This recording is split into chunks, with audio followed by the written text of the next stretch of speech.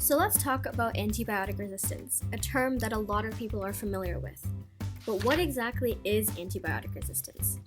Well, the term describes a bacteria's ability to survive even when it's exposed to antibiotics, which are the drugs that fight infections caused by bacteria.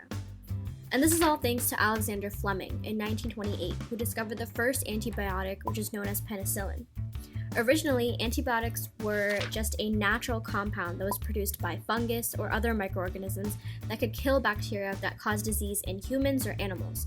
However, we've been able to create synthetic antibiotic compounds that can kill or inhibit the growth of bacteria. Although antibiotics have many beneficial effects, their use has contributed to the growing problem known as antibiotic resistance. Antibiotic resistance occurs when bacteria change in some way that reduces or eliminates the effectiveness of drugs, chemicals, or other agents that are designed to cure or prevent infections. The bacteria end up surviving and they continue to multiply, which causes more harm. So what happens when an antibiotic is exposed to bacteria? When exposed, there are three possible outcomes. They will either die, they will stagnate, which means they won't multiply, or they will multiply. But why would some continue to multiply? It's not that the antibiotic is defective, it's just that the bacteria are smarter. When bacteria replicate, there is a small chance that the new bacterial cells will not be the same as the original parent bacteria due to some form of mutation. These mutations may cause one bacterial cell wall to be slightly different or a type of enzyme to work differently. Mutations are the key to the idea of evolution, and all of the diversity that you see in nature comes from a series of many mutations over hundreds of thousands of years. In animals, including us, it can take centuries or millennia for a species to adopt a mutation which helps it survive, and sometimes these mutations can create entirely new species. It takes this long in animals because it takes years for animals to grow up and reproduce. Bacteria, on the other hand, can multiply within hours, and this allows for more mutations to occur over a shorter period of time.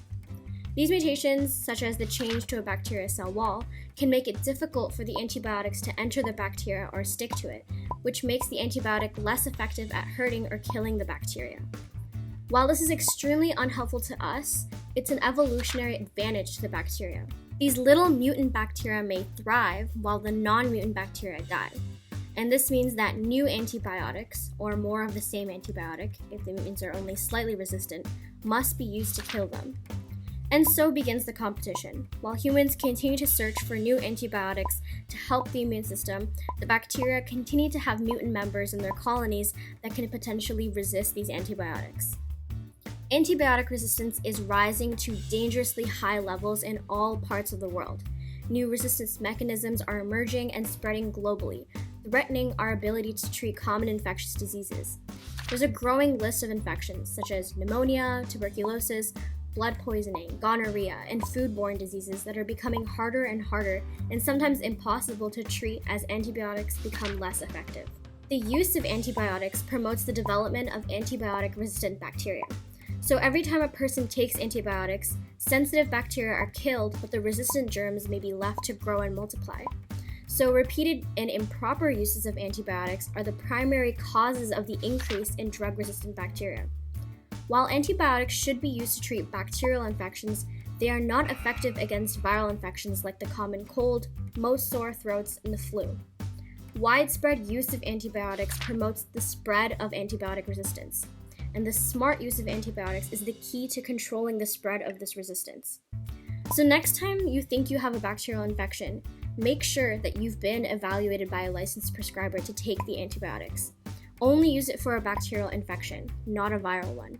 Take it as it's prescribed. So in other words, follow the instructions and complete the antibiotics for the recommended length of time. And don't save antibiotics for later. You may not have the same infection again, even if it feels like the same symptoms.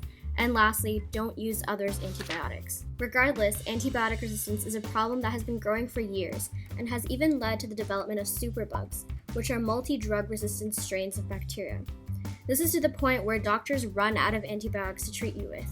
Today, drug-resistant strains account for 26% of the treated infections and cause an average of 14 deaths a day across Canada, a rate that healthcare professionals say is already cause for alarm. If these trends continue, the rate will grow to 40% by 2050, more than doubling the daily death toll. Currently, the COVID-19 global pandemic is thought to have accelerated the threat of antibiotic resistance because many of the patients that are admitted to the hospital with COVID-19 receive antibiotics to keep secondary bacterial infections like bacterial pneumonia in check. So it's not only those who are admitted to the hospital who are receiving antibiotics, people with mild to moderate COVID-19 symptoms such as cough and fever are also being given prophylactic antibiotics in case they develop bacterial infections. So now you know the extent of the antibiotic resistance crisis. And while it's devastating that we're going through a global pandemic at the moment, it's definitely helping us to stay prepared for when the next one hits. And it could be this.